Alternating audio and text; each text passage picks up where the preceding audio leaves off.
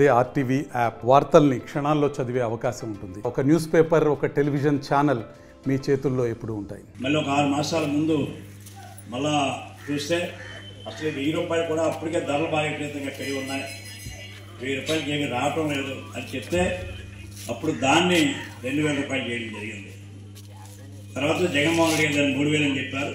సరే, ఆయన 5 సంవత్సరాలు వాయిదాలు తీసుకొచ్చాడు.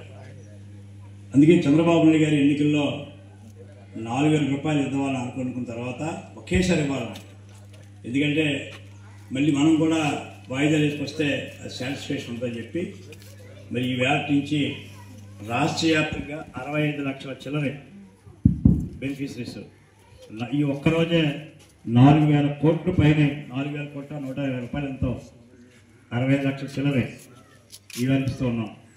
మన జిల్లాకు వస్తే 1,65,000 మందికి ఇస్తున్నాం. మన జిల్లాకు వస్తే గత సంవత్సరాల్లోనే 2000 ఇలాగా 250 అన్నట్టు ఇలా పెంచుకొని వచ్చాడు జగన్ అన్న. ఇప్పుడు మాకు చంద్రబాబు నాయుడు గారు మాకు పెన్షన్లు ఇప్పుడు 7,000 ఇస్తున్నారు.